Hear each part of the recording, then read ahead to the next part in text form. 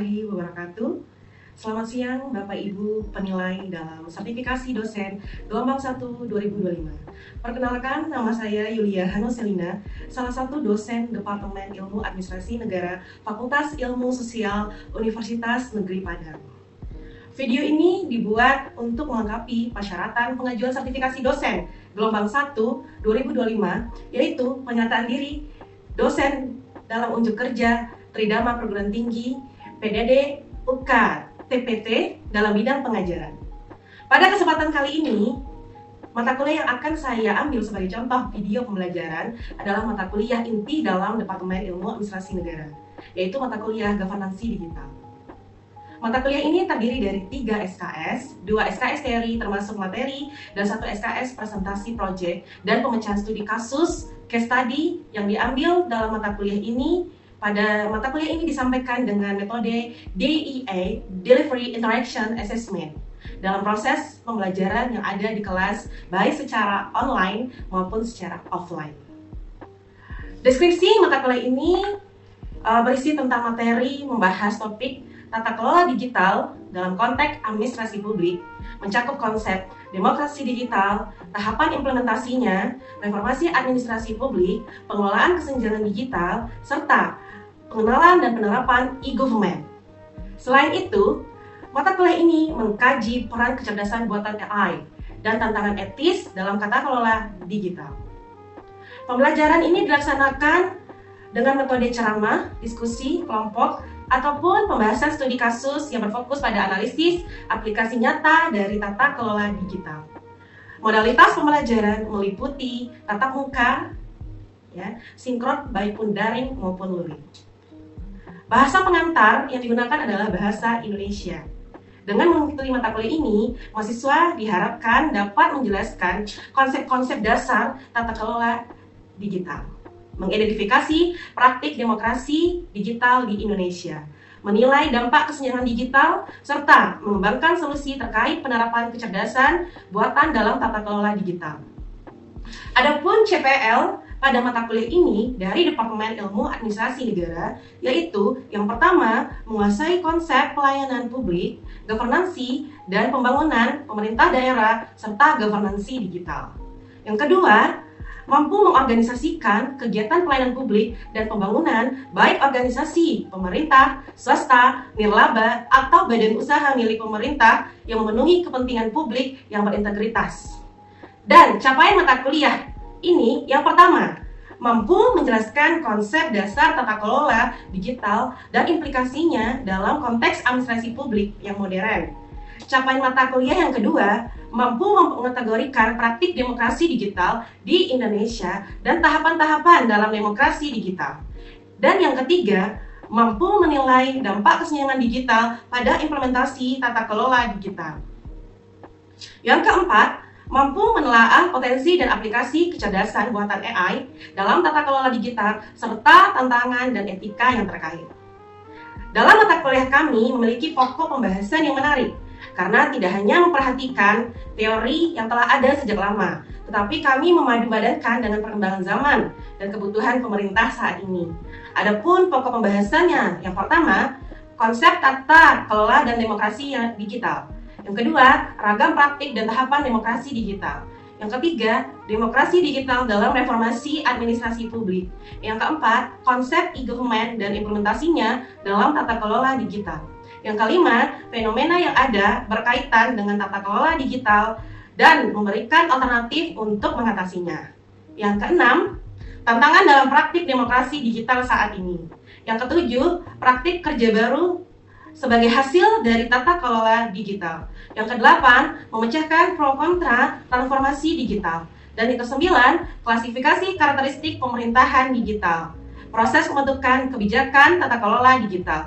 Dan yang kesepuluh, peran kecerdasan buatan AI dalam tata kelola digital. Dan yang kesebelas, mengaudit rancangan inovasi proyek dalam pengembangan tata kelola digital. Lalu, referensi yang kami gunakan dalam mata kuliah governansi digital ada cukup banyak. Adapun yang wajib dan juga yang bersifat pendukung. Yang pertama, mungkin bisa kita lihat ya, dari yang pertama ada Timbunan Anti Digital Demokrasi in the EU European View Vol 12, 103, 112.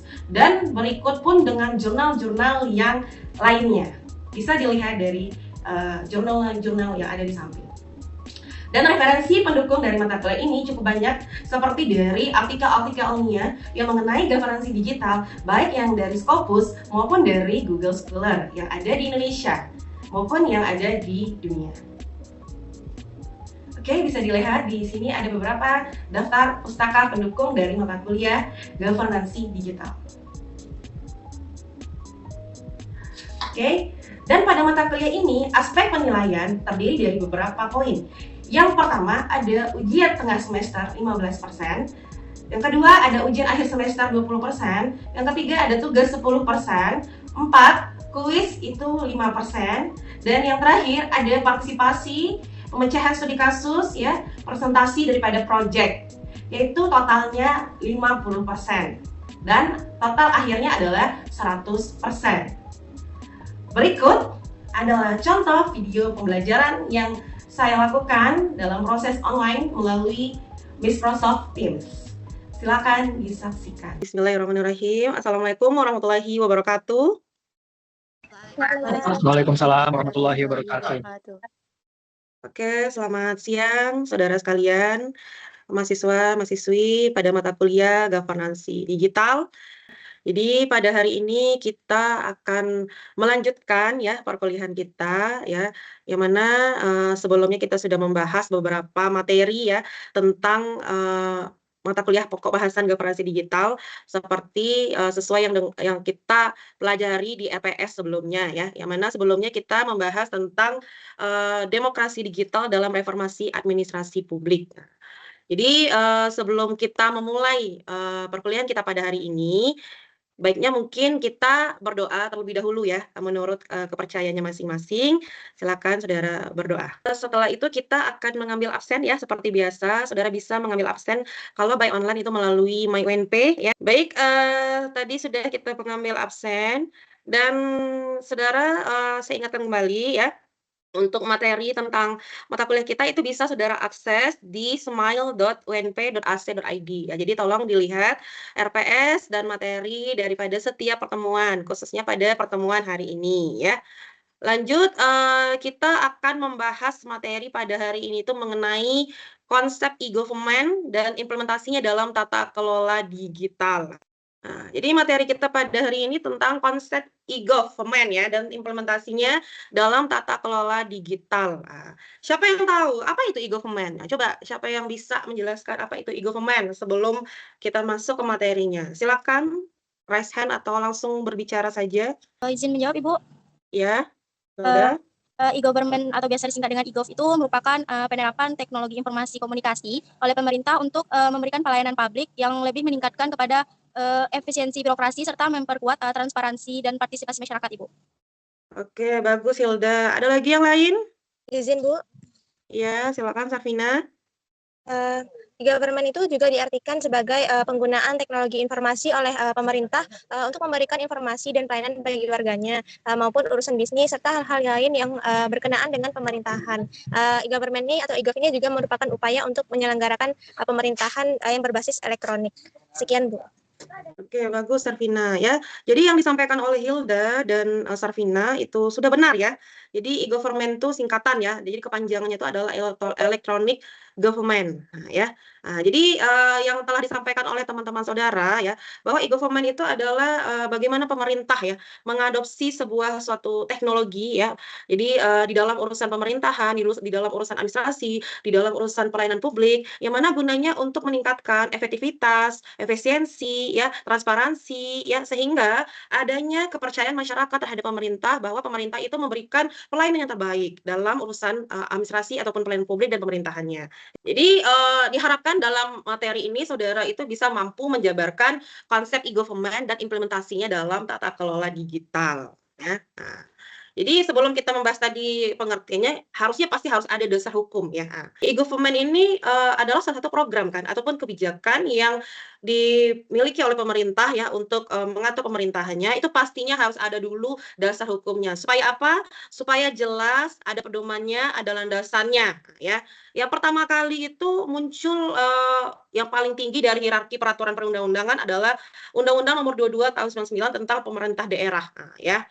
Terus juga selanjutnya ada muncul tentang Impres ya, Impres nomor 3 tahun 2003 tentang kebijakan dan strategi nasional pengembangan e-government. Nah, jadi ini pertama kali munculnya adanya e-government di Indonesia dengan adanya instruksi presiden tadi tahun 2003 ya. Terus selanjutnya ya, itu muncul yang namanya Kemenpan ya, bahwa adanya pedoman umum ya, pedoman umum perkantoran elektronik lingkup internet di lingkungan instansi pemerintah. Nah, terus muncul lagi ya di dalam yang terbaru ini, ada Undang-Undang Nomor 11 Tahun 2008 tentang informasi dan transaksi elektronik atau ITE yang kita kenal ya, ada berubah sekarang menjadi Undang-Undang Nomor 19 Tahun 2016. Nah, terus selanjutnya ada Perpres Peraturan Presiden Nomor 95 Tahun 2018 ya tentang SPBE ya, Sistem Pemerintahan Berbasis Elektronik. Dan yang terakhir ya, itu ada Perpres Nomor 39 Tahun 2019 tentang Satu Data Indonesia. Kita lanjut. Nah, jadi kita setelah dasar hukum tuh kita harus paham dulu ya, apa sih yang menjadi lingkup kajian e-government itu. Nah, yang pertama tuh pastinya manusia ya, karena kalau nggak ada manusia, siapa yang akan melaksanakannya, siapa yang akan menjalankannya, siapa yang akan mengevaluasinya, siapa yang akan mengawasinya. Nah, jadi yang pertama tuh pastinya ada manusia ya. Yang kedua ya itu tadi yang saya bilang ada kebijakan ya, ada dasar hukumnya. Jadi kalau tidak ada dasar hukum, pastinya akan sulit untuk menerapkannya, sulit untuk melaksanakannya. Yang selanjutnya, pastinya harus ada teknologi. Nah, kalau nggak ada teknologi kan nggak mungkin ya e-government ini bisa berjalan. Ya, pertama awal mulanya e-gov itu pasti yang pertama adalah beralihnya dari proses manual ke proses yang lebih modern lagi. Setelah itu, setelah adanya teknologi itu adanya proses pastinya ya. Bagaimana daripada perencanaan ya, sampai pelaksanaannya ya, terus sampai penganggaran, sampai orang-orang yang akan ditempatkan, terus pengawasannya, dan yang terakhir itu pasti evaluasi. Nah, itu jadi adalah proses. Jadi e-government itu mempunyai dampak yang positif pastinya ya. Tadi mungkin sudah disampaikan oleh temannya tadi ya, bahwa untuk pemberdayaan masyarakat, pelayanan publik, transparansi, akuntabilitas, efisiensi ya, terus adanya hubungan atau relasi yang mungkin lebih efektif, harmonis, akuntabel, dan juga pastinya untuk pengembangan sarana IT yang lebih canggih atau lebih modern lagi. Jadi tujuan e-government itu apa? Nah, ya, lebih kepada meningkatkan kualitas, kuantitas public service berbasiskan teknologi informasi, mendukung pemerintahan yang bersih dan transparan, perbaikan birokrasi ya supaya tidak ada yang namanya berbelit-belit lagi, tidak adanya yang namanya permasalahan terhadap waktu. Jadi apa sih faktor yang mempengaruhi implementasi e-government ini? Yang pertama pastinya faktor teknologi ya, tadi saya bilang ya. Jadi teknologi ini adalah faktor yang sangat berperan dalam implementasi e-government. Ya, jadi teknologi di sini bukan hanya ada saja, tetapi harus yang namanya punya keamanan, safety, ya. Terus juga bisa lebih update sesuai dengan kebutuhan yang ada saat ini. Yang kedua itu SDM, nah, jadi kapabilitas. Jadi kita harus punya yang namanya SDM atau pegawai yang punya kompetensi yang bisa mau belajar, ya masih yang bisa beradaptasi ketika adanya aplikasi yang diluncurkan oleh pemerintah. Menurut saudara-saudara sekalian, kenapa sih zaman sekarang itu SDM kita tuh kadang tidak mengerti dengan apa yang diterapkan atau aplikasi yang diterapkan oleh pemerintah saat ini? Coba siapa yang bisa kasih saya pendapat? Izin Bu, Aldo Sonata Bu. Ya. Baik, Silakan. perkenalkan nama saya Aldo Sonata dengan NIM 2404267. Dari pertanyaan Ibu tersebut menyatakan kenapa masyarakat kita masih kurang memahami terhadap sistem-sistem yang ada di pemerintah kita saat ini itu karena masih kurangnya edukasi dari pemerintah tersebut kepada masyarakat kita yang awam dari teknologi begitu Bu. Sekiranya menurut saya seperti itu, kurangnya edukasi oleh pemerintah Bu. Oke, terima kasih Aldo. Jadi menurut Aldo, karena kurangnya edukasi ya, atau mungkin sosialisasi daripada pemerintah ya? Iya, Bu. Oke. Ada lagi yang lain? Izin Bu, Muhammad Viko Fadilah Bu. Oke, ya silakan Viko. Menurut Viko dari pertanyaan Ibu tadi, salah satu faktor lain itu karena tidak semua masyarakat itu menggunakan handphone Bu. Dalam artian ada beberapa masyarakat mungkin tidak mempunyai smartphone atau hanya menggunakan HP biasa Bu. Jadi balik lagi sama seperti yang disampaikan sama rekan saya tadi, informasinya jadi tidak sampai. Dan yang kedua, masyarakat itu tidak bisa mengimplementasikan apa yang telah diinformasikan oleh pemerintah tentang e-government itu sendiri Bu. Seperti itu Bu. Oke, baik. Terima kasih, Viko. Jadi menurut Viko, salah satunya mungkin tidak semua masyarakat memiliki perangkat ya, atau gadget ya, yang mana itu salah satu alat pendukung ya untuk menerapkan daripada kebijakan atau program dari pemerintah yang berbasis digital. Terus juga mungkin masyarakat atau pemerintah pun sendiri masih belum paham ya terhadap apa yang mereka terapkan. Jadi ibaratnya kadang mereka yang menerapkan, kadang mereka juga yang nggak paham gitu ya. Jadi itu yang harusnya perlu diperhatikan oleh pemerintah kita saat ini. Terus yang dari faktor organisasi itu adanya perubahan budaya organisasi ya. Jadi tadi mungkinnya manual sekarang ke digital, itu juga merupakan tantangan tersendiri ya. Tadi saya bilang kan, makanya harus mau belajar. Nah, yang selanjutnya itu ada faktor regulasi. Nah, tadi saya bilang faktor regulasi itu adalah kebijakan, ya kebijakan, karena itu adalah, salah satu termasuk, perlindungan data ya, akan hal itu. Jadi pemerintah harus punya yang namanya dasar hukum yang kuat agar apabila ada permasalahan seperti itu, mereka bisa memberikan hukuman atau sanksi yang berlaku terhadap, orang-orang yang melakukan, perbuatan seperti itu.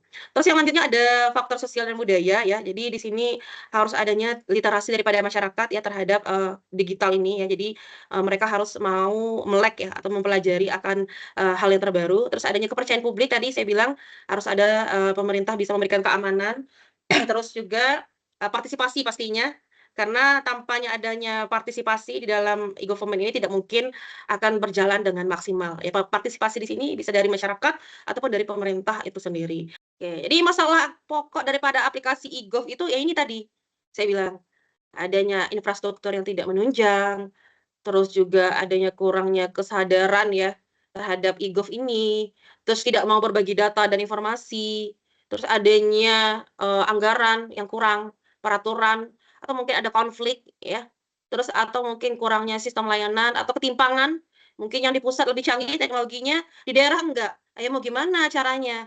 Jadi akhirnya adanya ketimpangan digital. Jadi semuanya itu harus balance ya, sehingga e-gov ini benar-benar bisa terlaksana dengan baik, ya. Jadi implementasi e-gov ini karena adanya kebutuhan masyarakat, ya. Terus juga adanya tanggapan daripada pemerintah. Jadi masyarakat butuh, terus pemerintah merespon akan hal itu. Makanya ada yang namanya implementasi e-gov itu sendiri. Jadi makanya pemerintah melihat akan hal itu, oh perlulah kita membuat suatu aplikasi atau satu produk agar pelayanan administrasi, ya, terus pemerintah ini bisa berjalan lebih baik, lebih modern lagi. Seperti mungkin yang telah diterapkan di negara-negara maju. Ini ya, jadi 3 elemen utama e-gov itu ada masyarakat, operator, terus ada pengambil keputusan. Jadi dari e-government itu berkembang kepada e-governance, ya. Jadi kalau e-government itu adalah sebuah, prinsip ya, bahwa yang mana dulu manual sekarang ke digital.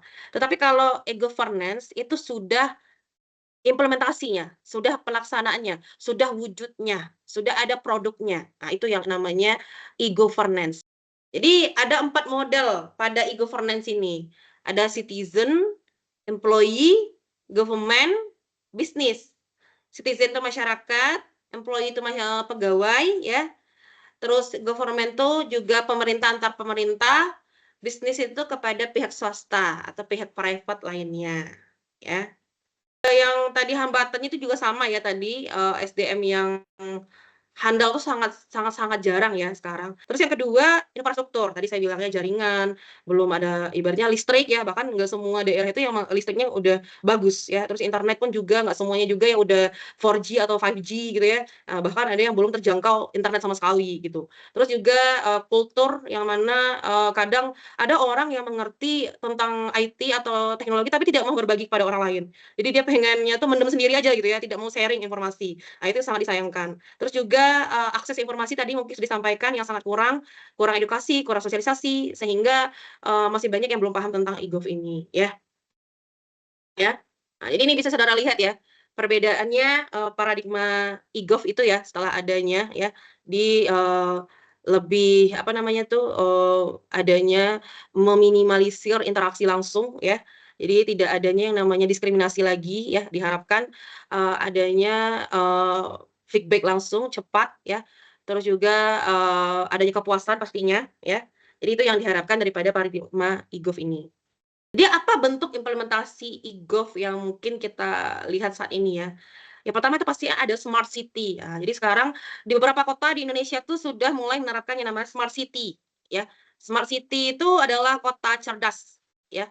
Kota cerdas yang mana, semua unsur setiap lini sistem yang ada di kotanya itu sudah berbasis teknologi. Mungkin di bidang kesehatan, pelayanan publik, mungkin di bidang administrasinya, di bidang keamanannya, penduduknya, pendidikan, dan lain-lain, ya. Di smart city itu adalah membuat kota tuh lebih efisien, ya.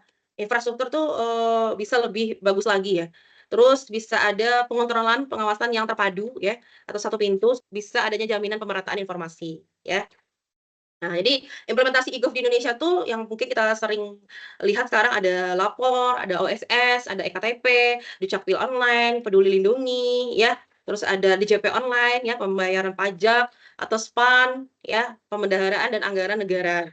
Nah, ya. Terus membuat fasilitas pendidikan, kesehatan yang terhubung, yang lebih cerdas. Baik, sampai di sini kita sudah mendengarkan materi ya. Jadi kan sekarang saudara tahu ya bahwa kurikulum kita sudah berbeda, yang mana sekarang itu sudah berbasis project ya, ataupun adanya pemecahan studi kasus ya. Jadi kita mendengarkan apa namanya, materi, teori, lalu saudara diminta untuk membuat satu diskusi ya atau kelompok. Nanti kita bahas diskusinya, dipresentasikan ya.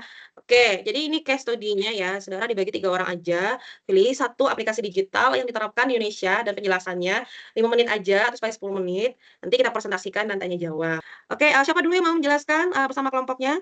Kita tampil satu kelompok saja ya. Tadi nanti kita akan lanjutkan minggu depan beberapa kelompok yang belum tampil. Satu kelompok saja silakan. Raise hand. Penjelasannya saja. Oke, Ade. Dengan siapa temannya tadi? Izin Bu, Dengan Aldo, Bu. ya Aldo sama Anggun Bu. Oke, siapa dulu yang mau jelaskan? Aldo, Anggun, atau Ade? Ade Bu. Oke, silakan Ade. Baik, bismillahirrahmanirrahim. Terima kasih kepada Ibu sebelumnya. Terima kasih juga perhatiannya kepada teman-teman dan rekan-rekan sekalian. Saya Ade Maharani, bisa dipanggil Ade. Sesuai dari tadi kami kelompok pertama aja kami sebutin ya Bu. Di sini kami memilih aplikasi CPD, yaitu aplikasi Sistem Informasi Pemerintahan Daerah. Nah, singkatnya, aplikasi ini merupakan suatu aplikasi di mana sistem informasi yang dirancang untuk membantu pemerintah daerah dalam mengelola dan juga mengolah data serta informasi terkait dengan pemerintahan dan pembangunan daerah. Sesuai dari kepanjangannya tadi, Sistem Informasi Pemerintahan Daerah. Nah, tentu dari aplikasi ini ada tujuannya. Tujuan tersendiri itu setahu Ade, salah satunya yaitu untuk meningkatkan efisiensi dan efektivitas pemerintahan daerah tentunya. Yang kedua, sudah jelas untuk meningkatkan transparansi dan akuntabilitas pemerintahan daerah. Kemudian meningkatkan kualitas pelayanan publik, dan yang terakhir yaitu untuk mendukung pengambilan keputusan yang tepat dan berbasis data. Mungkin itu yang dapat Ade sampaikan, mungkin bisa ditambahkan oleh anggota kelompok lainnya, seperti Aldo dan Anggun. Terima kasih Ibu, Ade kembalikan. Oke, terima kasih kepada Ade sebagai penyaji kelompok yang pertama. Selanjutnya siapa lagi? Izin Aldo, Bu. Oke, silakan Aldo. Baik, melanjutkan materi dari Ade tadi, mungkin aplikasi yang kami paparkan di kelompok kami ini memiliki fungsi utama, yaitu yang pertama terkait perencanaan. Aplikasi ini memfasilitasi perencanaan pembangunan daerah, mulai dari perencanaan jangka panjang hingga rencana kerja pemerintah daerah tahunan. Dan juga sistem ini memungkinkan partisipasi publik dalam perencanaan melalui musyawarah rencana pembangunan atau Musrenbang. Dan juga memiliki fungsi keuangan, yaitu aplikasi ini digunakan untuk mengelola anggaran pendapatan dan belanja daerah atau APBD, termasuk penganggaran, penatausahaan, dan pelaporan keuangan. Sistem ini bertujuan untuk meningkatkan transparansi dan akuntabilitas pengelolaan keuangan. Terkait pelaporan, aplikasi ini menghasilkan berbagai laporan yang dibutuhkan untuk monitoring dan evaluasi kinerja pemerintah daerah. Laporan ini dapat diakses oleh publik sehingga meningkatkan transparansi dan akuntabilitas. Mungkin segitu dulu materi yang dapat saya sampaikan, mungkin bisa dilanjutkan oleh anggota kelompok lain. Saya kembalikan kepada anggota kelompok lainnya. Terima kasih. Oke, terima kasih kepada Aldo sebagai penyaji daripada kelompok pertama. Yang terakhir siapa tadi? Izin Bu, Anggun Bu. Oke, silakan Anggun. Oke, baik. Terima kasih atas kesempatannya Ibu dan teman-teman sekalian. Nah, melanjutkan dari apa yang sudah dijelaskan oleh rekan-rekan saya, yaitu Ade dan Aldo. Nah, SIPD ini mencakup berbagai aspek seperti pengelolaan data penduduk dan kependudukan. Nah, yang kedua itu juga pengelolaan data keuangan daerah. dan juga pengelolaan data aset daerah. Dengan menggunakan SIPD ini, pemerintah daerah dapat meningkatkan kualitas pemerintahan dan pelayanan publik, serta meningkatkan transparansi dan akuntabilitas pemerintah daerah. Saya melakukan implementasi langsung terhadap SIPD ini pada saat magang di SDABK menggunakan aplikasi ini. Dan SIPD ini dipakai untuk menyusun dan menginput data program untuk kegiatan pembangunan infrastruktur dan menganggarkan biaya proyek seperti pembangunan irigasi, rehabilitasi jaringan air, atau konstruksi bangunan air. Nah, data ini diinput di SIPD dengan perencanaan dan penganggaran daerah. Sekian, Bu. Oke, terima kasih kepada Anggun. Dari yang tadi disampaikan oleh teman-teman dari kelompoknya, apakah ada pertanyaan? Satu saja, siapa yang mau bertanya tentang SIPD? Oke, silakan Julia. Baik, izin bertanya kepada kelompok penyaji, apakah keberadaan SIPD cukup untuk menciptakan pemerintahan yang terbuka dan efisien dan atau hanya menjadi formalitas digitalisasi tanpa perubahan budaya birokrasi? Jelaskan. Sekian, terima kasih. Oke, terima kasih Julia. Oke, apakah daripada kelompok bisa menjawab? Baik, terima kasih Ibu. Izin menjawab pertanyaan dari saudari Julia Atma Safitri. Sesuai yang sudah dijelaskan oleh anggota kelompok kami tadi, mungkin kalau kita mengacu pada SIPD itu sendiri, harusnya sih sudah ya. Karena SIPD ini dapat membantu meningkatkan transparansi dan akuntabilitas, ya mungkin dengan berbagai cara. Seperti dengan adanya SIPD ini, yang pertama meningkatkan aksesibilitas informasi. Yang kedua, sudah pastinya meningkatkan kualitas data. Yang ketiga, meningkatkan efisiensi tentunya. Nah, mungkin itu yang dapat dijawab dari pertanyaan saudari Julia. Saya kembalikan kepada Ibu. Terima kasih, Bu. Oke, bagus yang disampaikan Ade. Jadi tadi kita sudah dengar ya bagaimana penjelasan dari aplikasi SIPD yang sudah dipilih oleh kelompok dalam case study-nya pada hari ini ya. Jadi nanti tolong dibuat kelompok notulensinya ya, dan kelompok lain itu nanti dilanjutkan minggu depan ya. Dan untuk project-nya dari aplikasi yang sudah saudara pilih itu nanti saudara buatkan dalam bentuk poster ya, sehingga nanti kita bisa melihat bagaimana aplikasi itu logonya ya, terus juga bagaimana penggunaannya, bagaimana langkah-langkah penggunaannya ya, dan juga bagaimana fitur-fitur yang ada dalam aplikasi itu. Sehingga nanti kita bisa presentasikan di kelas ya.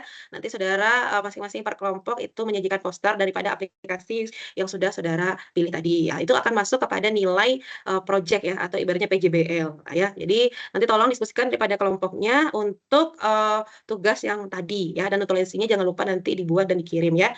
Oke, mungkin itu saja materi kita pada hari ini ya, tentang implementasi e-government atau konsep dasar e-government ya. Jadi kita bisa mengambil sebuah kesimpulan, e-government itu adalah produk ya, atau ibaratnya sebuah teknologi yang diterapkan oleh pemerintah ya, untuk meningkatkan pelayanan, administrasi, dan juga kebijakan pastinya ya, agar masyarakat itu bisa mendapatkan kepastian pelayanan ya, dari segi waktu ya, dan hal yang lainnya ya. Mungkin itu saja yang bisa saya sampaikan. Semoga materi ini bisa bermanfaat bagi saudara sekalian. Mohon maaf apabila saya ada melakukan kesalahan dalam segi pengucapan ataupun kata-kata ya. Sampai berjumpa minggu depan. Terima kasih. Assalamualaikum warahmatullahi wabarakatuh. Waalaikumsalam warahmatullahi wabarakatuh. Terima kasih. Oke, Bu. silakan. Iya, sama-sama.